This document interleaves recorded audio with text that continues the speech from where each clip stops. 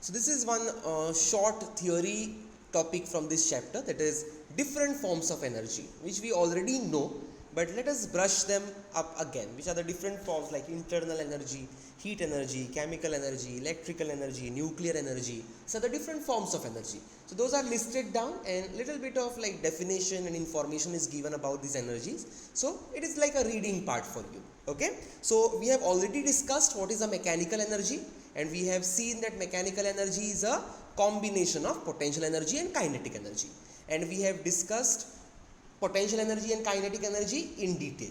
Okay, so now we know what is a mechanical energy. All right, so let us take the first form of energy over here, which is listed, that is internal energy. Okay, so what do you mean by the internal energy? Okay, and why does a object possess a internal energy? So basically, internal energy is going to exist inside any object. Correct? So an object has a internal energy because of its temperature and intermolecular forces. You must have learnt about the different kinds of intermolecular forces in chemistry, right? So because of these intermolecular forces, the adhesive forces which hold the molecules together, or the atoms together, okay, because of this we have the internal energy. Okay, so we know that every object consists of molecules which are going to vibrate about its equilibrium position when the energy is supplied to them. Correct? So there will be a kinetic energy due to the motion of these molecules, and also a potential energy due to the interatomic forces over there, or intermolecular forces over there. Okay, or in fact the internal energy of the object is going to be the sum of the kinetic and the potential energy of these molecules which are constituting this body. Okay, so the internal energy of the body is nothing but the sum of potential energy and kinetic energy of those vibrating molecules inside the body. You supply temperature to the body, the molecules will start vibrating, they will have a kinetic energy. Okay, these molecules are going to be interlocked due to the intermolecular forces, and these intermolecular forces result into potential energy. So this sum of the kinetic energy and potential energy inside of this object is the internal energy. Okay, and remember, as the temperature of the body increases, the internal energy also is going to increase, because obviously the particles are going to vibrate with more frequency. Correct? No? So kinetic energy will increase in that case. So internal energy will also increase with the temperature. This is the first kind of energy. The second kind of energy is heat energy, or it is also called as thermal energy. It is also called as thermal energy. So heat is a form of energy which is also called as thermal energy. We very well know that. And an object possesses a heat energy due to the disorderly motion of the molecules of the object. Whenever the molecules of the object are going to get energy, they are going to vibrate in a disorderly manner, and due to that, that object is going to get heated up, and that is the energy which we call as the heat energy or the thermal energy. Okay, the third type of energy is chemical energy. The third type of energy is the chemical energy. So the difference in the energy between the chemical compound and its constituent parts is nothing but the chemical energy. Okay, in other words, how can we define chemical energy? Chemical energy is due to the chemical bonding of the atoms of a chemical compound. The atoms are bound with each other, and as a result of that bounding force, okay, there is going to be the chemical energy which exists in that chemical compound. Okay, and where this chemical energy is used? This particular chemical energy is used, or it is available in any chemical reaction. Correct?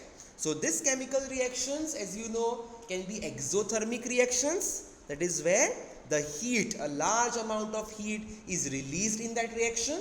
or it can be an endothermic reaction wherein the heat energy is absorbed in the chemical reaction.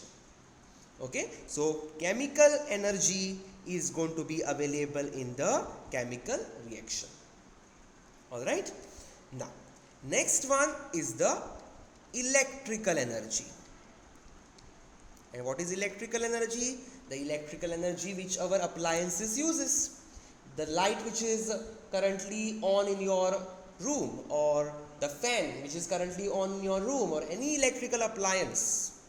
The electric current basically is supplied to that appliance, right, which is nothing but an electrical energy. So the energy which is used to glow the bulbs, tube lights, run the machines and computers is called as the electrical energy. And what is this electrical energy? It is nothing but the work done to move a charge from one point to another point in something called as electric field. We are going to learn about this in detail in the next year.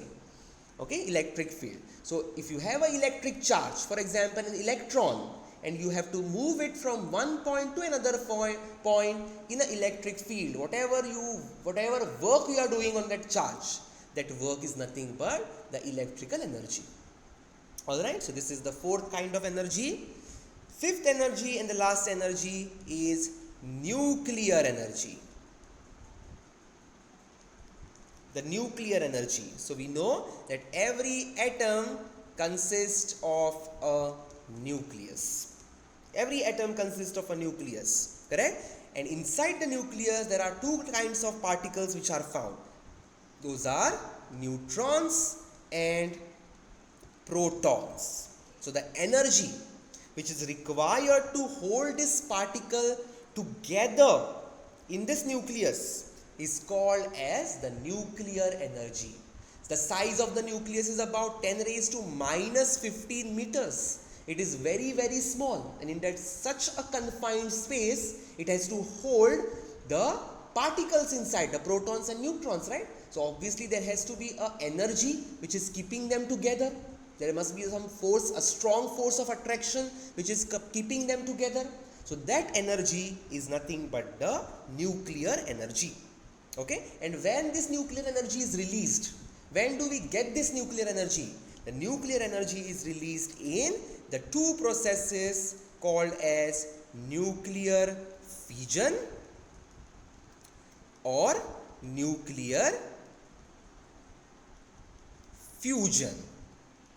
There are two processes in which the nuclear energy is given out: nuclear fission or nuclear fusion. So what is this process of nuclear fusion? So fusion of nuclei, okay, is going to be nuclear fusion. So two light nuclei are going to combine together, or they are going to fuse together. If I have two light nuclei, these two light nuclei are going to combine together to give us a bigger nucleus, a heavy nucleus. Okay, and during this fusion, during this combining, a large amount of heat is released, or the energy is released. Okay, the energy released during this nuclear fusion will be given by the formula E is equal to delta M into C square, where this delta M is going to be the mass difference. This is called as the mass difference between the mass of light nuclei and the mass of heavy nucleus. Okay, so whatever is the mass of this light nuclei and whatever is the mass of this heavy nuclei, the difference in their masses is this delta M. And C we know is 3 to 10 raised to 8, that is speed of light in vacuum square. Okay, so whatever energy is released over here in this nuclear fusion is going to be given by this formula. And what is going to be nuclear fission? Fission meaning breaking down. Okay, fission means breaking down. Okay, so nuclear fission means if you have an unstable heavy nucleus, that unstable heavy nucleus is going to break down into two stable nuclei, two separate stable nuclei, along with a lot of energy. A lot of energy is released over here, which is nuclear energy. The next topic is transformation of energy into other forms. So what is transformation of energy? Simple terms, the process of changing or converting one form of energy into another form is called as transformation of energy.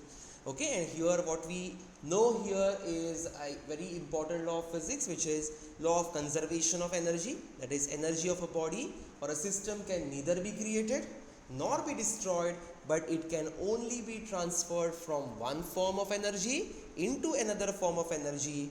But the total energy of an isolated system meaning a system which is unaffected by the surrounding. So energy of an isolated system is always going to remain constant. That is, the total energy of the system,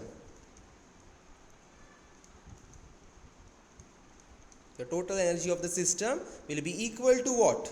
Will be equal to its mechanical energy, the mechanical energy that we already saw, potential energy plus kinetic energy, plus maybe the other forms of energy like heat energy, kinetic energy, chemical energy, or it might be sound energy, light energy. Okay, the sum of this is always going to be equal to constant for that particular system. Okay, so now let us see some of the examples of transformation of energy. Okay, so first example, simple example, we can take a stone lying at a height. For example, a stone is lying on the roof of the house. Since it is lying at a height, first example, supposing this is the roof of the house, okay, and the stone is lying on the roof of the house. Alright, so since it is at some height with respect to the ground, it is going to have the potential energy in it, quite sure, right, due to its position. So when this is going to fall down, supposing this particular stone falls down, what is going to happen? The potential energy will get converted into kinetic energy due to its motion. Thus, during the fall of this stone, the potential energy is going to go on decreasing, kinetic energy will go on increasing, and when the stone is going to hit the ground, a sound will come. Correct? So that kinetic energy will get converted into sound energy. Along with the sound, the ground where this stone hits become little bit hot over here. That means the kinetic energy also gets converted into the heat energy. So originally it had potential energy at a height by virtue of its position. When it fell down, due to its motion, that potential energy got converted into kinetic energy, and when it hit the ground, that kinetic energy got converted into sound energy and heat energy, and the total energy of the system, that is the universe, remained constant. It remains same. Okay, that was example number 1. Example number 2 can be water stored in a dam is going to have a potential energy, right? So if this is a dam reservoir, the water which is filled in the dam is going to have a potential energy, right? So when this water is going to flow from here, from the dam, this potential energy is going to get converted into kinetic energy of the flowing water, right? Because the water is in motion. Now supposing this kinetic energy of the water is used to rotate the turbine. There is a turbine placed over here, and this particular flowing water is used to rotate a turbine, okay, of the generator, which produces the electricity. So what is happening over here? This kinetic energy is now getting converted to electrical energy. Correct? So originally it was potential energy, got converted into kinetic energy, it ran the turbine, and finally it got converted into electrical energy. Whatever is the generator over here, this generator produced the electrical energy. Okay, so this is again a conversion. Third example I can give you is when electric current passes through a bulb. Supposing there is a bulb and an electric current passes through a bulb. What is happening over here? As soon as the current is supplied to the bulb will start glowing. That means it converts the electrical energy into light energy. Also the bulb is going to get heated up.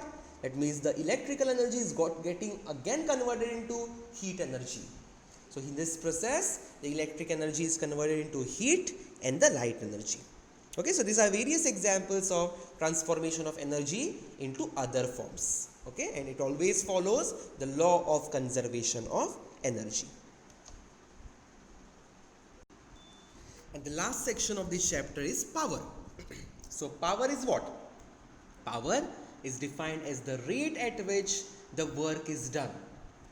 A person who does the work faster, a same amount of work is given to two people. Supposing climbing of the steps. A person A climbs a steps in 2 minutes and person B climbs it in 1 minute. The same work was given, climbing of the steps. Okay, but one person makes it in 2 minutes, one person makes it in 1 minute. So the person who makes it in 1 minute has more power. So if you are doing your work in a short time or a lesser time, that means that particular person is going to have more power. So the power is defined as the rate at which the work is done. Faster the rate, more is the power. Lesser the rate, less is the power. Alright, so what is going to be the formula for power? So the average power of a body is defined as the amount of work done in the time interval delta t is defined as the average power, which is represented as P bar. Okay, this is the formula for average power. Okay, so what is going to be the instantaneous power then? The instantaneous power, P, is defined as the instantaneous rate of doing work. Doing work at that particular instant. Okay, that is defined as the limit as your delta t tends to 0 of delta w upon delta t, same logic which we used in chapter number 3, that will be equal to dw by dt. That is instantaneous rate of doing work. Okay, is instantaneous power. Okay, remember that power is a scalar quantity. It is not a vector quantity. It is a scalar quantity. It does not have a direction. Now coming to SI unit of power.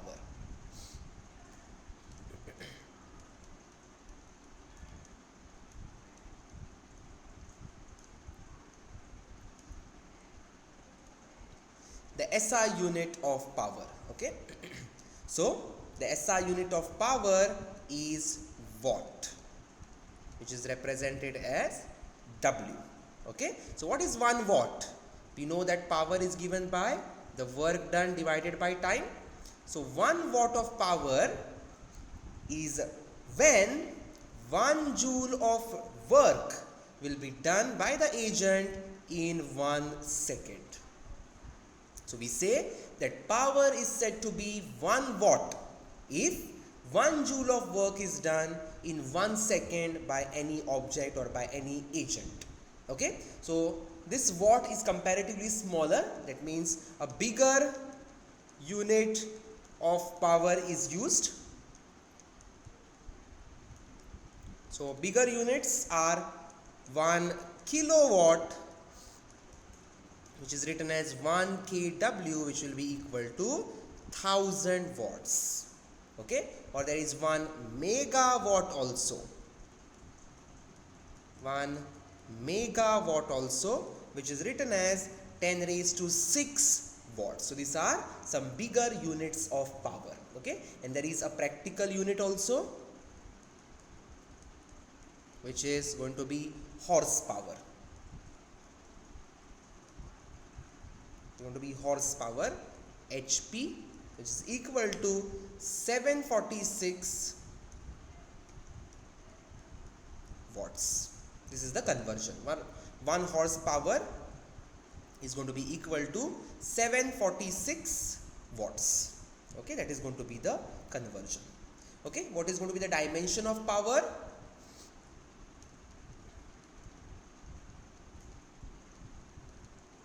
The dimensional formula for power. So it is going to be the dimensional formula for work. So ml square t raised to minus 2 divided by time. So t, so that is going to be equal to ml square t raised to minus 3. This is going to be the dimensions of power. Alright. Now, moving on, we know that the power is equal to the work done divided by time. This is the basic formula for power. But since the work done can be equal to the energy supplied to the body, or it can be also equal to the energy consumed by a body. So supposing the work is done by the body, then energy will be consumed by the body, or we are doing work on some other body, then that body is going to be getting the energy, that is there will be supply of energy to that body, so energy will be supplied to that body. So work done can either be energy supplied or it might be energy consumed, right? So we can also write the formula for power as energy consumed, or energy supplied also we can write, divided by the time. So from here we get that energy is equal to power multiplied by time. So energy consumed or energy supplied will be equal to power multiplied by time. This way also we can write. Okay. So now one thing you have to note over here is that the electrical energy which is consumed by us at home, by our electrical appliances such as our bulbs and heaters and the tubes, okay, is measured in kilowatt hour, right? The unit which is used for electrical energy is, if you remember, I told you at the start also that please check your electricity bill at home. It was kilowatt hour, right? That is how we measure the electric energy which come to our house. So how much exactly is this kilowatt hour? See, kilowatt hour is the energy. That means when your appliance is taking a power, or it is working at a power of 1 kilowatt for 1 hour, then the energy which is going to be consumed by that particular appliance is going to be 1 kilowatt hour. Okay, so 1 kilowatt hour is the energy consumed by an electrical appliance of 1 kilowatt power, or 1000 power we can say, which is working for 1 hour continuously without stopping. Then your appliance is going to absorb energy of 1 kilowatt hour. Okay, so let us see the conversion. How much is 1 kilowatt hour? So 1 kilowatt is 1000 watts into 1 hour I'll take. So watts is nothing but joules per second. So I'll convert hours into second again. So 3600 seconds, second cancels. So 1 kilowatt hour is going to be 1000 into 3600. I can write it as 3.6 into 10 raised to 6 joules. So 1 kilowatt hour means 3.6 into 10 raised to 6 joules. This much of energy.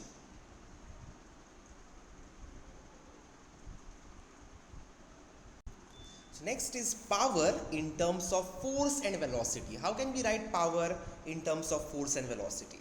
So we know that the power is given by the formula dW, instantaneous power, is dW divided by dt, and we know that W is equal to F dot S, right? Dot product of force and displacement. Okay, where F is the constant force and S is the displacement of body, right? So now I'll put it in the formula. So P will be equal to D by dt of F dot S. So now over here force is constant, so I will remove it outside. Force I have considered constant, so I will remove it outside. It won't change. So F, so what remains is ds by dt over here, dot product, And what is ds by dt? That is, the displacement upon time is nothing but velocity. So power will be equal to F dot velocity, which can be written as Fv cos of theta, where theta is the angle between F and V. The last topic of this chapter is collision. Okay, so how do we define a collision between the two bodies? Okay, so the term collision refers to the interaction between the two bodies or the particles. So collision is nothing but the interaction between the two bodies, and what is going to happen due to this interaction? Due to which the direction and magnitude of the velocity of the colliding bodies or particles is going to change. So after this interaction, the magnitude and direction of velocity of these colliding bodies will be changing. So if I have two bodies, let us say body A and body B, and both these bodies are moving with certain initial velocities u1 and u2, such that let us consider that u1 is greater than u2. And what will happen? u1 is going to come fast over here and collide with this B, correct? So collision is going to take place. A and B are going to collide in such a manner that they are going to put equal and opposite forces on each other according to Newton's third law of motion, and as a result of this collision, both these bodies A and B are going to have some different velocities. Let us call those velocities V1 and V2. So after this interaction has taken place, that is the collision has taken place, the magnitude and direction of the velocity of these two colliding particles or bodies would change. So this interaction is called as collision. So now let us see different types of collision. So the first type of collision we have is perfectly elastic collision. Now what do we mean by a perfectly elastic collision? So a collision between the two particles or between two bodies will be said as perfectly elastic collision if both its linear momentum and the kinetic energy of the system remains conserved. What does that mean? It means that the linear momentum and the kinetic energy. What is linear momentum? The product of mass into velocity. Kinetic energy is half m velocity square or speed square. So both these quantities for these two bodies are going to remain same before the collision and after the collision. Whatever was the linear momentum before collision of those two bodies, same should be after collision. And similarly, whatever was the kinetic energy before collision of the two bodies, same should be the kinetic energy of the two bodies after collision. So such type of collision is called as perfectly elastic collision. So if I want to give you an example of perfectly elastic collision, then it would be, supposing you have a ball and you drop a ball from that certain height. Okay, you take a ball and you drop a ball from a certain height. So let us say this is the ball and I am dropping it from this particular height. It is going to fall down like this. Okay, if this ball hits the ground and it rebounds to the same height back again. Supposing it rebounds to the same height back again. So height of the ball is going to be same after rebouncing. Then this kind of collision is called as an elastic collision, because there is no loss of kinetic energy over here. Correct? With whatever height this ball was thrown, the ball was raised again to the same height. So no loss of kinetic energy happening over here, no loss of linear momentum happening over here. So this kind of collision can be said, that is collision between the ball and the ground. That collision can be said as perfectly elastic collision. The next type of collision is inelastic collision. Okay, inelastic collision. So what do you mean by inelastic collision? In an inelastic collision, the linear momentum of the system is going to remain conserved. It is going to remain same before and after collision, but in this case the kinetic energy will not be conserved. Okay, so as a result, if we take an example, if I throw a ball from a certain height, okay, and it strikes the ground, it will not come back to the same height, because why?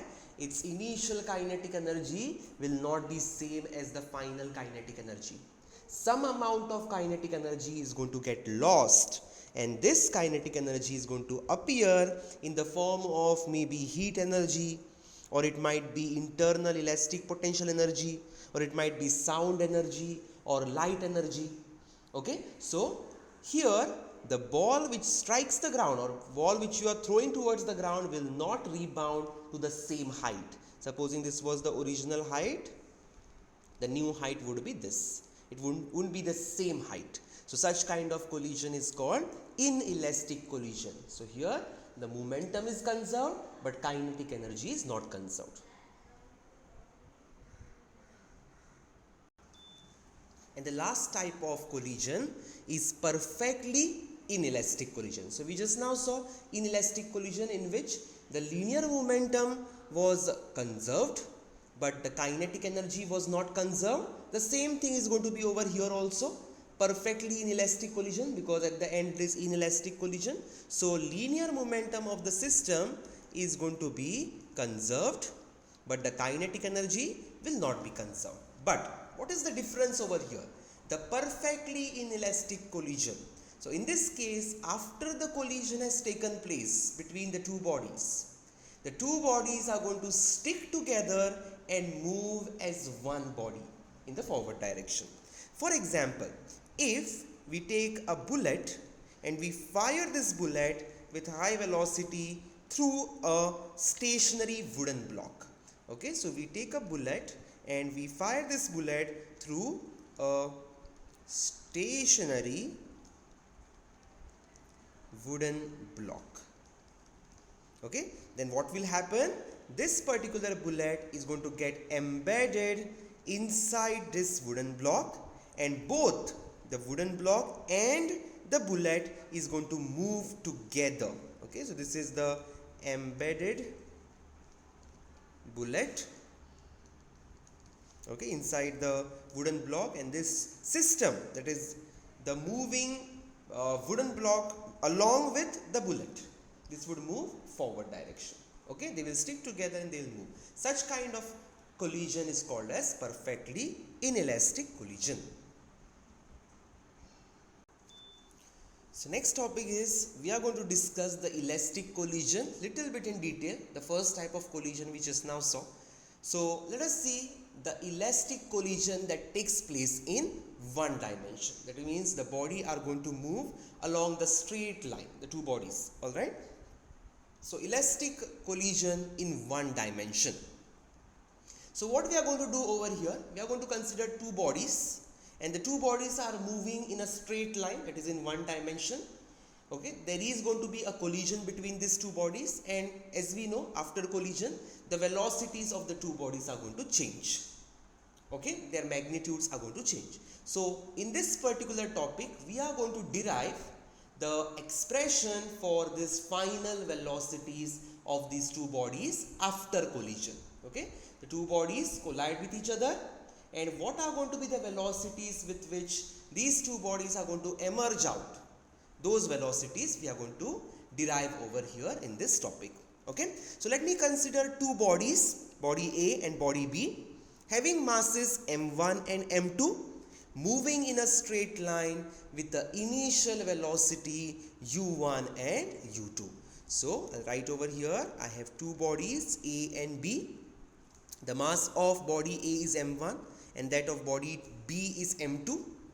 The initial velocity of body A is u1 and the initial velocity of body B is u2. Let us consider that u1 is greater than u2. I'll draw the figure in some while.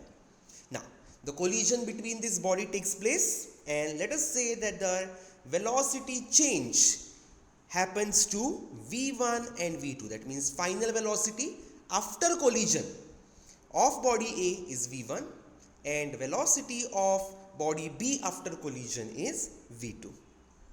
Okay, so now if the centers of these colliding bodies, okay, if these are the two colliding bodies and center of these colliding bodies are in one line, if the centers of these colliding bodies are in one line, then the collision is called as head-on collision. We call it as head-on collision.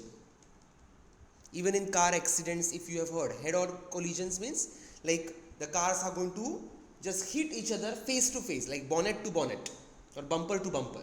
That is head-on collision, right? So if the centers of the two bodies are lying along the same line, we call it as head-on collision. So here what we see, it's a one-dimensional collision, right? So it is going to be a head-on collision because the two bodies centers are along the same line. They are going to move along the same line. Now let us draw the figure. Okay, so let us say that this is body A.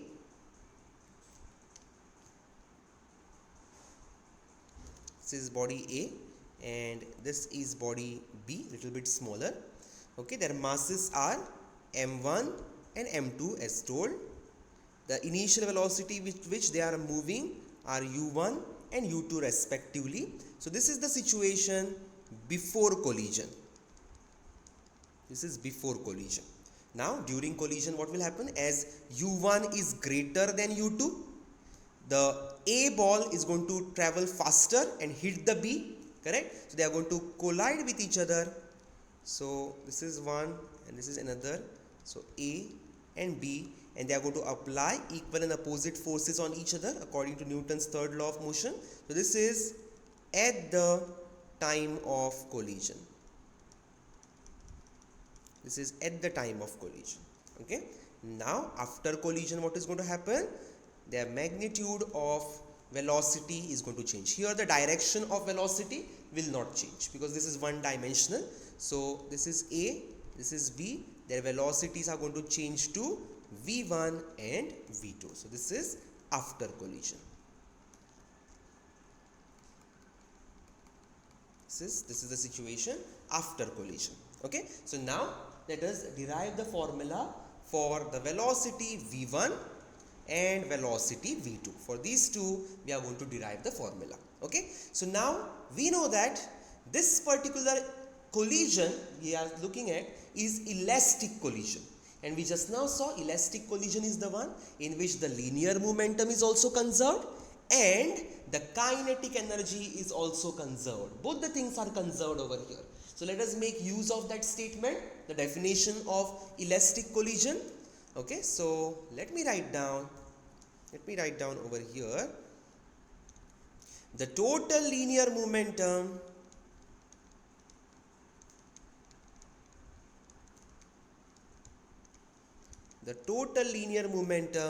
of system, that is system of these two bodies A and B, before collision will be what? So before collision the linear momentum of this system is going to be the linear momentum of A plus the linear momentum of B. Correct? What is going to be the linear momentum of A? Momentum is mass into velocity. So mass of A is m1. Velocity, initial velocity of A is u1 plus mass of B is m2 and the initial velocity of B is u2. So this is the total linear momentum of the two bodies before collision, of the system before collision. Okay. Now let us see what is going to be the total linear momentum of the system after collision. Okay. So the total linear momentum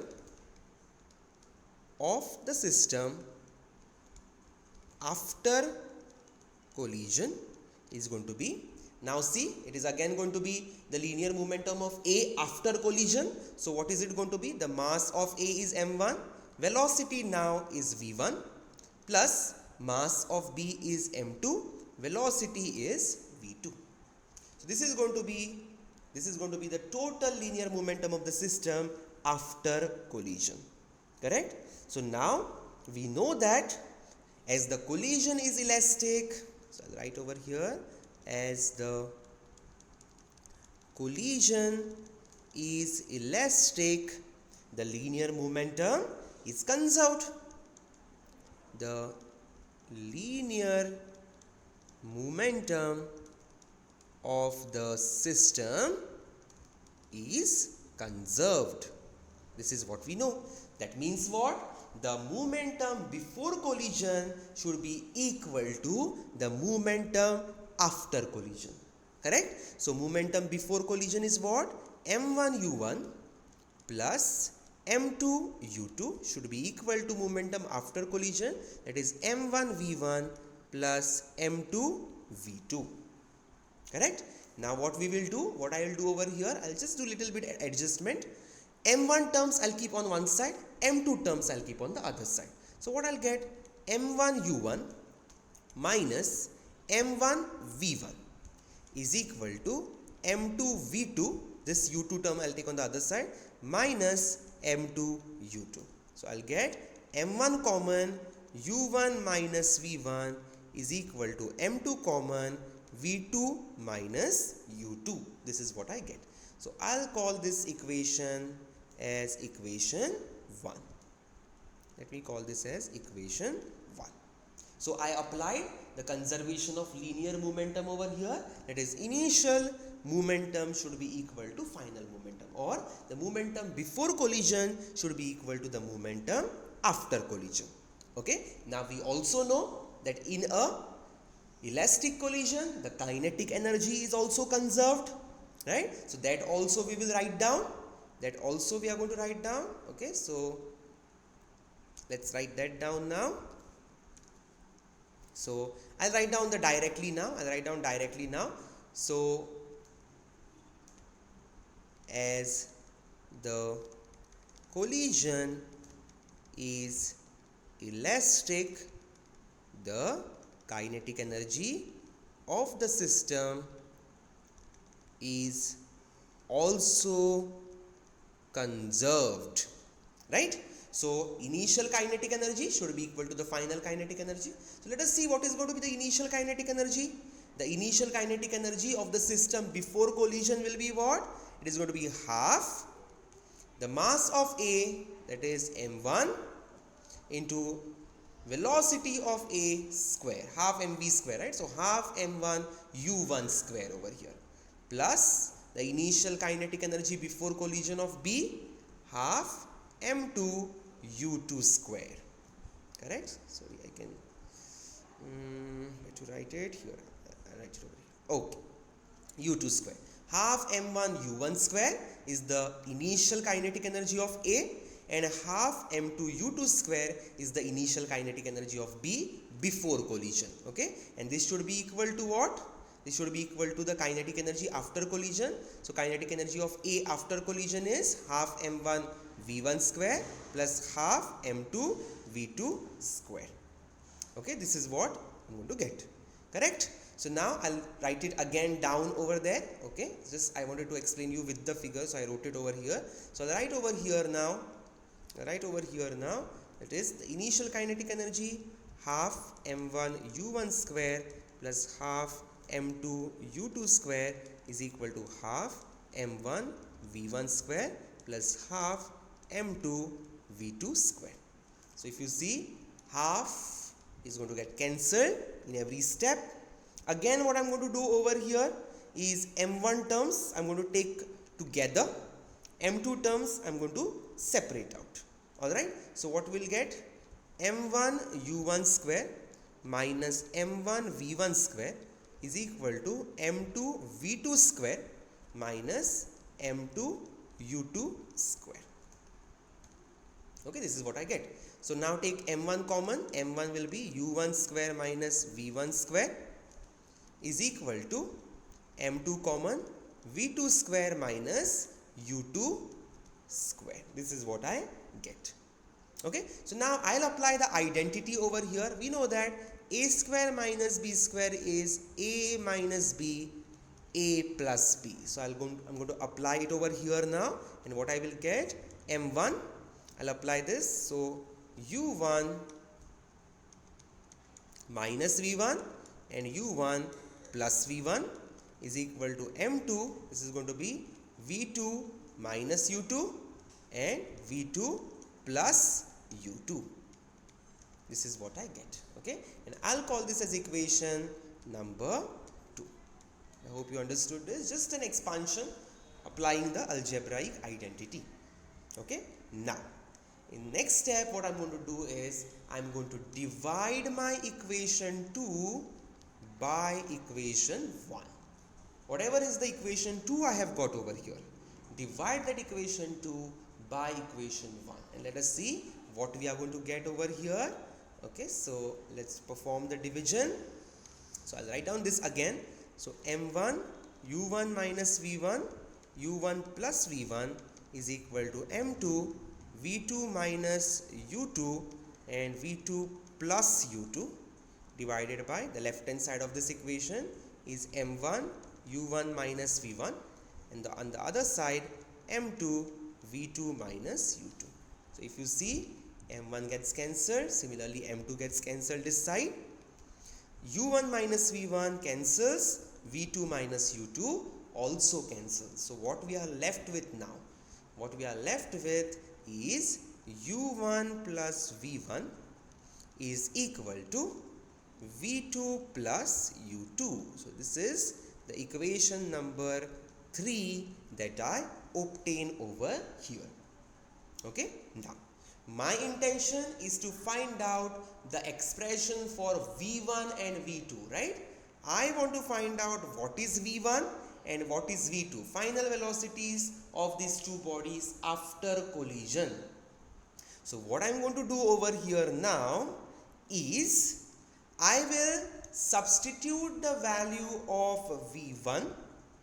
Okay, whatever is the value of v1 I get from here, from this equation number 3, that v1 I will substitute in my equation number 1 and then find out the value of v2, and then I will substitute whatever is the value of v2 from this equation in the same equation again and find out the value of v1. It's vice versa. You substitute for v1, get the expression for v2. You substitute for v2, get the expression for v1. It might seem confusing to me, but it is very simple. See what I am doing now. The same equation I will use, okay? I'll write it down again. Equation number 1, I am copying again down because I cannot minimize the screen over here. So same equation I will copy down for our reference. So m1 u1 minus v1 is equal to m2 v2 minus u2. So this is my equation I get. Okay, this is my equation number 1. Okay, equation number 1, which is already on top.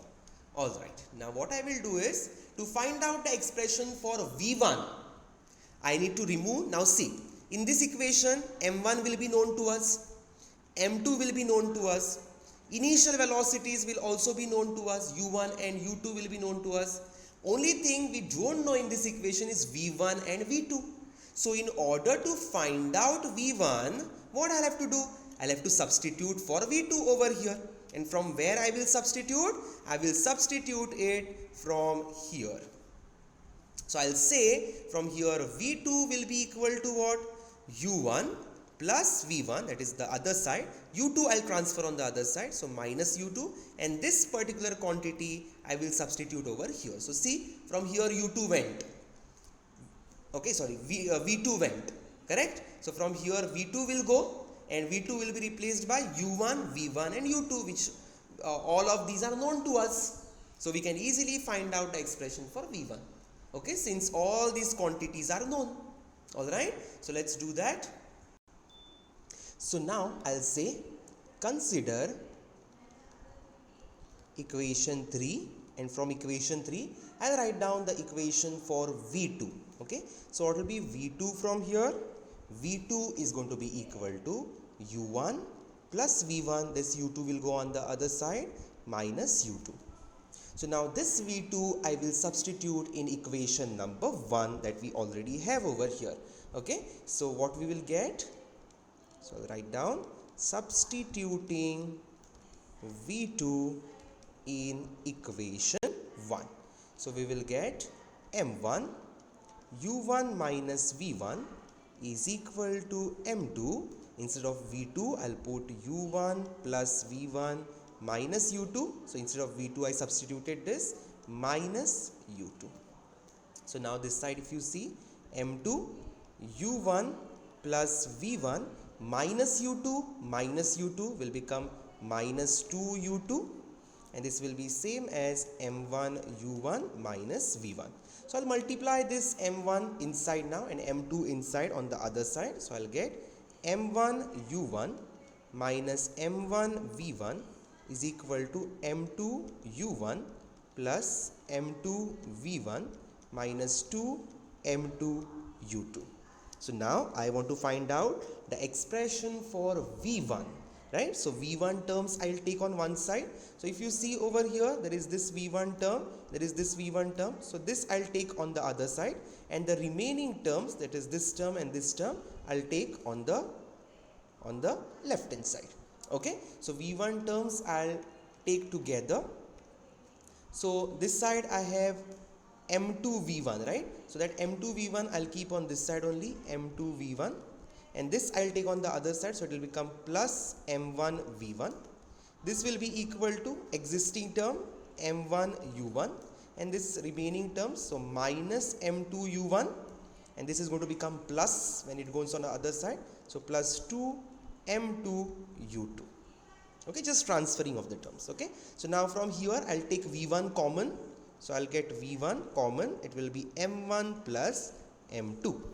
Okay, and this side what will remain over here, if you see here U1 is common, so that U1 I'll take common, I'll get M1 minus M2 plus 2 M2 U2. So now I want expression for V1, so I'll transfer this to the denominator.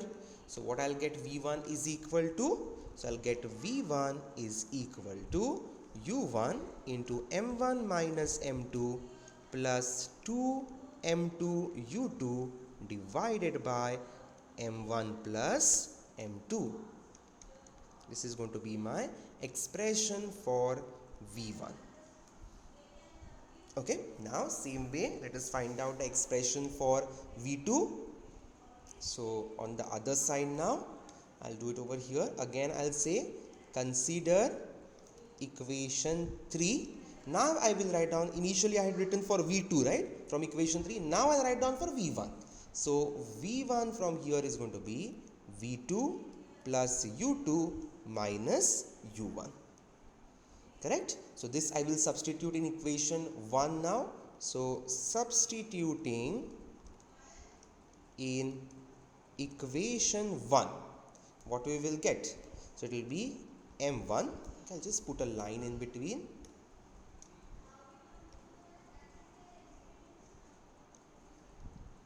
Okay, so M1 into U1 minus V1. So we have to substitute, but it's a long term and there is a negative sign, so we should be very careful. So open another bracket and put it. So V2 plus U2 minus U1. Okay, close the bracket, is equal to M2 into V2 minus U2. Okay, this is what we get. Now I'll open this bracket. So M1 U1 minus of plus will be minus, minus of plus will be minus U2, minus of minus will be plus U1 is equal to M2 V2 minus U2. Okay, this is what I get over here. Alright, now if you see over here, there is U1 and U1, so I can write it as 2U1. Okay, so let's write it down inside the bracket. So it will be M1 into 2U1 minus V2 minus U2 is equal to M2 V2 minus U2.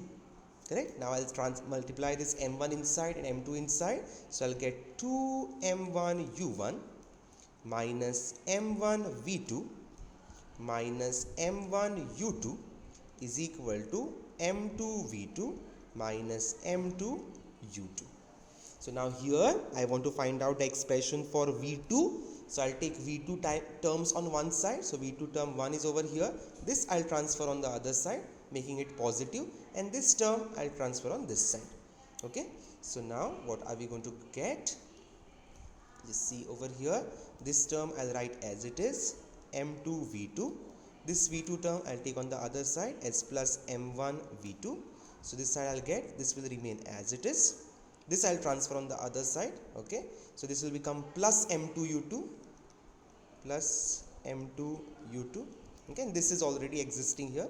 I'll write m1 u2 minus m1 u2. Okay, so if you see over here now, in these two terms u2 is common, and in these two terms v2 is common. So let's take these common terms out. Okay, so this 2 m1 u1 will remain as it is, plus u2 times you will get m2 minus m1. Okay, m2 minus m1 is equal to v2 times m1 plus m2. So now I want the expression for v2, right? So v2 is going to be what from here? So v2 from here is going to be all this divided by m1 plus m2. So let's write it down. So v2 is equal to 2 m1 u1 plus u2 times m2 minus m1 divided by m1 plus m2. So here we get an expression for v2.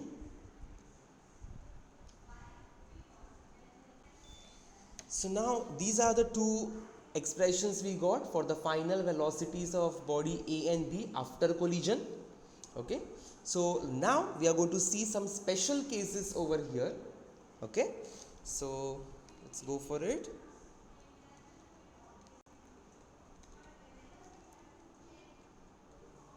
Special cases. Okay, I hope you remember this. That is, we had two bodies moving with initial velocity u1 and u2, body A, body B, having mass m1 and m2. These two bodies collided with each other. This was during collision, and after collision they came out with the velocities v1 and v2. Okay, and this is v1 and v2 expressions. That is the final velocity with which this body come out after collision. Alright, so we'll look at the special cases now. So we'll see case number 1 over here, that is when the two bodies have equal masses.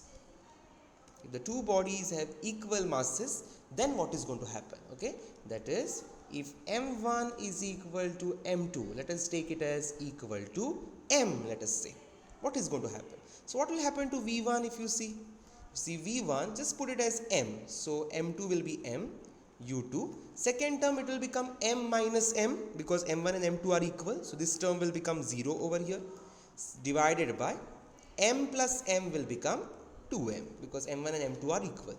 So this is going to get cancelled, so we'll get v1 is equal to u2. Now what will happen to v2? v2 is going to be equal to 2m u1, same way, plus second term will become 0, m minus m will become 0, divided by, so this will become 0, divided by again m plus m, 2m. So here it is going to be 2m into u1 divided by 2m, so this is going to get cancelled. So v2 is going to be equal to u1. So what do we understand from here? We got v1 is equal to u2 and v2 is equal to u1. So if you see the case over here, there were two bodies, okay, and let us say this, both the bodies have the same mass, initial velocity was u1 and u2. Okay, after collision, this was the collision between them. After collision, they are emerging out with a velocity v1 and v2. What is happening over here? v1 is becoming equal to u2, that is, this velocity is going to become equal to this, and v2 is becoming equal to u1. That means whatever were the velocities before collision, those velocities only are taken by the two bodies, but they are interchanged. Correct? Supposing body A was going with velocity 10 meters per second and body B was going with velocity 5 meters per second. If their masses are same, if both the bodies have same masses, then what is going to happen? They are going to interchange their velocities after collision. That is, velocity of body B will become 10 meters per second and velocity of body A will become 5 meters per second. So after collision, their velocities are going to get interchanged. Okay, so we can say if the two bodies of equal masses suffer one-dimensional elastic collision, then their velocities are interchanged after collision. This is the statement we can make over here. So this is our special case number 1. So now let us look at case number 2, that is when body B is initially at rest. What is going to happen? That means U2 is going to be equal to 0. There are two bodies, body A and body B, moving with velocity U1 and U2. They collide with each other. And after collision, A goes with velocity V1 and B goes with velocity V2. But here what is happening?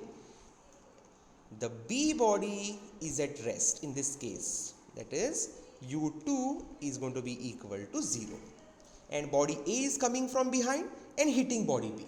Then what is going to happen to their final velocities? We will see. Okay, so in this case U2 is equal to 0. So let us see what is going to be our V1 now. So V1 over here is going to be U2 becomes 0. So this first term becomes 0. Okay, U1 times M1 minus M2 divided by M1 plus M2. This is going to be the velocity of body A after collision for this case. Okay, and V2 will be equal to, now this one term will remain 2M1 U1 plus U2 term. So U2 into this, so U2 is 0. So this entire term becomes 0. So it will be divided by M1 plus M2, right? So this is V2 is going to be equal to, I'll just remove this, okay? So this is going to be your V2 plus 0 doesn't have any meaning, right? So 2M1 U1 divided by M1 plus M2. This is the velocity with which the body B is going to come out. Now, this particular case is having 3 sub cases now. Okay, in this case only, in this special case only, we have 3 sub cases now that we are going to see. So let us see the sub cases now. So sub case number 1, that is if the body B is stationary, and sub case number 1 we will apply, that is when M1 is equal to M2 is equal to M. Supposing both the bodies are having the same mass and also body B is at rest initially before collision, then what is going to happen? Let us see. Okay, so how this formula? So first condition we know, when B is equal to 0, these are the formula V1 and V2. So I'll take V1 and I'll put M as same. Okay, so what will happen over here? V1 will be equal to, now see, M1 and M2 is same. So M minus M will become 0. So this entire term is going to become 0. Here M1 and M2 are same. So M minus M. Okay. Similarly, V2 will be what over here? This is going to be 2. Okay. M U1 divided by M plus M is going to be 2M. So this is going to get cancelled. So V2 is going to be equal to U1. Okay, so these are the two velocities we get. Now let us look at the meaning of this. Okay, so I have two bodies, they have the same mass. Body A is moving with velocity U1, body B is at rest, it is not moving. They collide with each other, and after collision, what is going to happen to them? If you see, body A is going to become stationary now. The body A will come at rest, Body A is going to come at rest, and what happens to body B? Body B, which is at rest before collision, starts to move. And how it starts to move? It takes the velocity same as u1.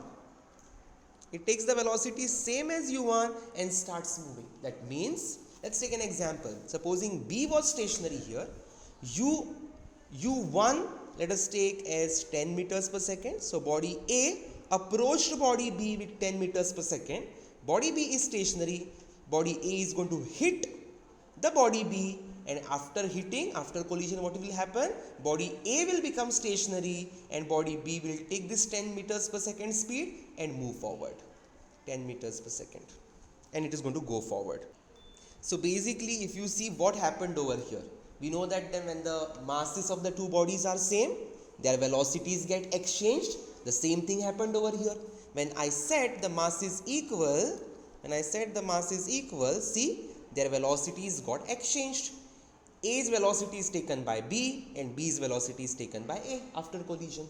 Okay, so same thing is going to happen over here. So now let us go for case number 2. Sub case number 2 is when M1 is much greater than M2. That means our body A is having a more mass, okay, and body B is having a lighter mass. So body B, this is the case where body B is at rest, that is u2 is equal to 0.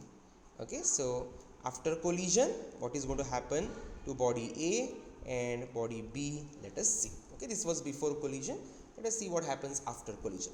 So if M1 is much greater than M2, what we can do over here is M2 can be neglected. We can neglect the M2 from our main formula V1 and V2. Okay, as compared to M1. As compared to M1. Okay, so now let us see what our equation turns to. So V1 will be equal to M2 we have to neglect. So I'll get U1 M1 divided by M1 over here. So M1 and M1 gets cancelled. I'll get V1 is equal to U1. And what about V2? V2 is going to be equal to, I have to neglect M2, so from the denominator. So 2M1 U1 divided by M1, so it will be equal to, V2 will be equal to M1 cancels, 2U1. Okay, so what happened over here now, that after collision these bodies came out with velocities V1 and V2.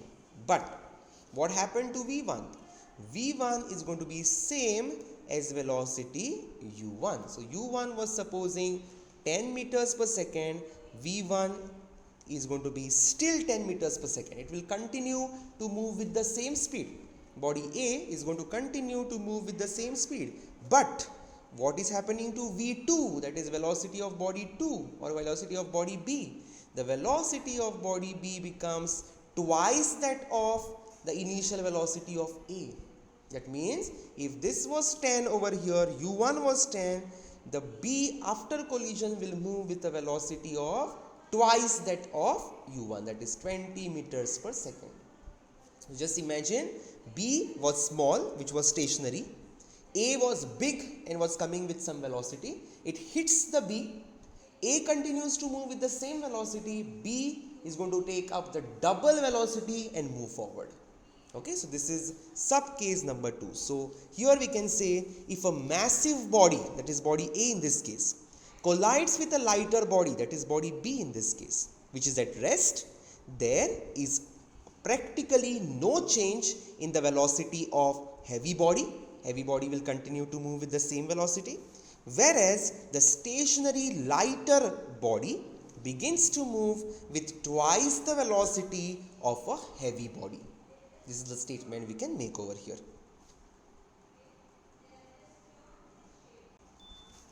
Next, sub case number 3. So here we will say that the body A is lighter and body B, which is stationary, which is at rest, is going to be heavier. Okay, so body A is lighter than body B. So let us see what happens to them after collision. Okay, so now since M1 is much lesser than M2, we can just ignore M1 or neglect M1 as compared to m2. So how the expressions will change? v1 will be equal to, m1 has to be ignored from here, so make m1 equal to 0.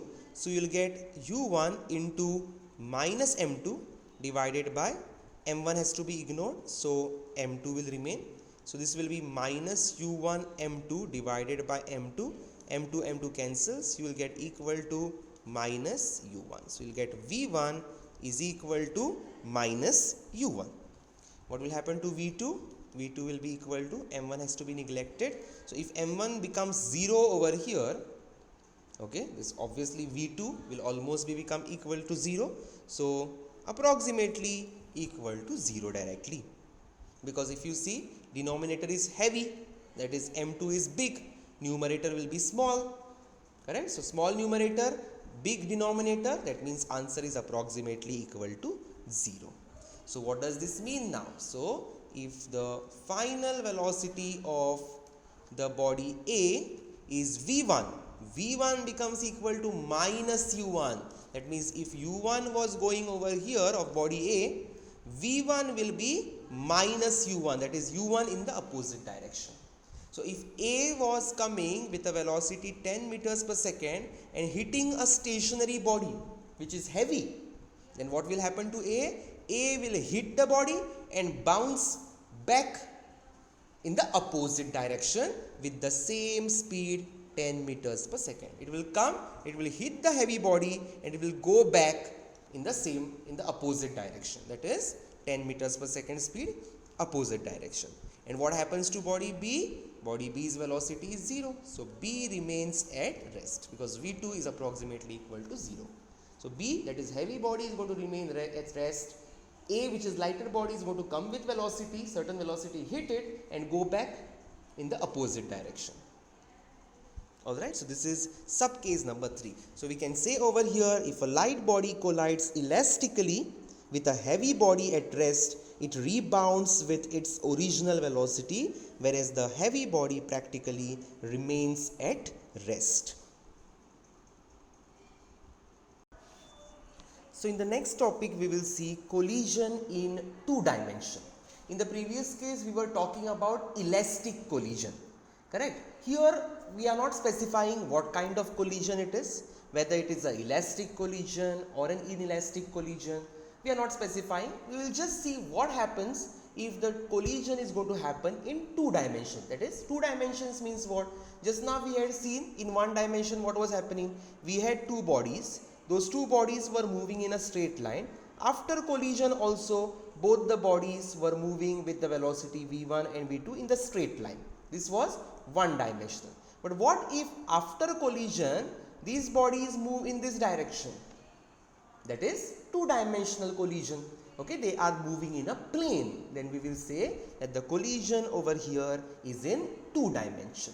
Okay, so such kind of case we are going to see now.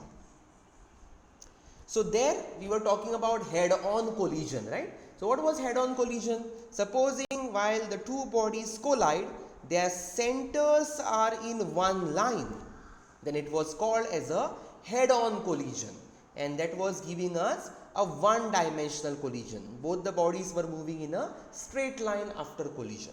Here what is going to happen is the 2 bodies are going to collide such that their centers are not going to be in one line, and here we are going to call the collision as off-center collision. It is going to be off-center collision because the centers of the 2 bodies are not going to be along the same line. Okay, so that such kind of collision are going to result into 2-dimensional collision. So let us consider collision of a moving mass m1. So I'll take a mass m1. Let's say this is m1. Okay, it is moving with some initial velocity, let us say u1. It goes and hits the other stationary mass. The stationary mass, this mass, let us say m2 is at rest, that is u2 is equal to 0. So the second body is at rest. Okay, let us say this body is B, this body is A. Okay, so now here what is going to happen is the collision is going to take place in such a manner that their centers, that is the center of body A and body B, are not going to be in a line. So let us say that body A moving in a straight line with velocity u1 along the x-axis collides with body B such that their centers are not in one line. So such a collision is called as off-center collision. As I told you, it is called as off-center collision. Okay, and what is going to happen as a result of this off-center collision? Okay, let us say that after this kind of collision, the body A, let us say, moves with a velocity. Body A moves with a velocity v1, making an angle of theta with the x-axis, or theta 1 with the x-axis. Let us say body B moves with a velocity of v2, making an angle of theta 2 with the x-axis. That is, now they are not moving in a straight line. If you see, after collision they are not moving in straight line, they are moving in two dimension, that is, they are moving in a plane. Okay, so A moved with a velocity, final velocity v1, making an angle of theta 1 with the x-axis, and B moved with a velocity of v2, making an angle theta 2 with the x-axis over here.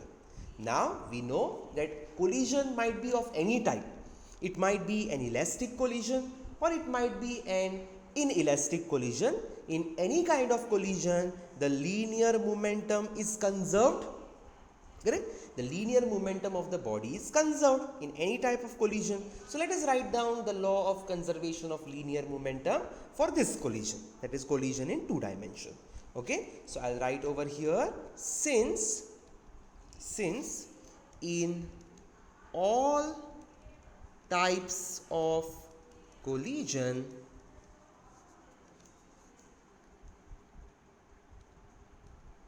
linear momentum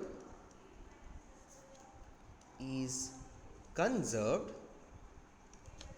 Okay, according to the law of conservation of momentum, so I'll say therefore the conservation of momentum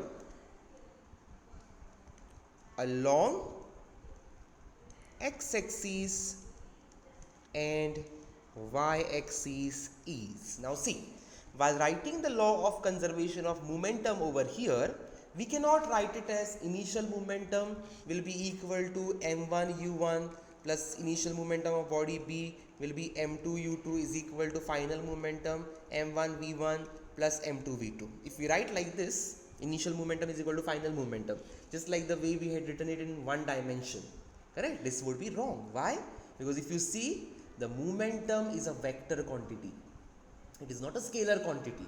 And here, what is momentum? Momentum is equal to mass into velocity. Whatever is the direction of velocity, the same is going to be the direction of momentum. So momentum of body A is going to be in this direction, making an angle of theta 1 with the x-axis. And similarly, momentum of body B is going to be in this direction, which is making an angle of theta 2 with the x-axis. So they are in complete random directions. So we cannot just add them like this numerically. We have to add them vectorially. Correct? We have to do the vector addition because linear momentum is a vector quantity. There we could add it. Why we could add it in the previous case? Because in the previous case, both the bodies were moving in the same direction. It was m1 v1 and m2 v2 after collision moving in the same direction. So we could directly add it because their direction was same. So we added their magnitudes in the previous case, that is in one dimension, collision in one dimension. But here we cannot do this. Why? Because their direction is completely random. So to get them in the single direction, what I'll have to do? I'll have to resolve the vectors into the two components, that is along x-axis and along y-axis. Right? So if you see, if this is momentum of body A, that is P1, I'll resolve it into x component. So if this angle over here is theta 1, by geometry this is theta 1, this is going to be the momentum of the body A is going to be mass of body A into velocity into this component is going to be cos of theta 1. Similarly, this component of the momentum, which is mass into velocity, is going to be what? Mass into velocity sine of theta 1. Similarly, if I resolve these components, I'll get P2, that is m2 into v2 cos, this is going to be theta 2, so this is going to be cos of theta 2, this is going to be m2 v2 sine of theta 2. Correct? So this is how I can resolve the momentum vector into the vertical direction and the horizontal direction. So now if I want to write down the law of conservation of momentum along x-axis, how will I write it down? Along x-axis, what is going to be the law of conservation of momentum? Initial momentum along x-axis before collision is going to be momentum of body A, that is m1 u1, plus momentum of body B, that is going to be equal to m2 u2. But now we have considered that our body is at rest.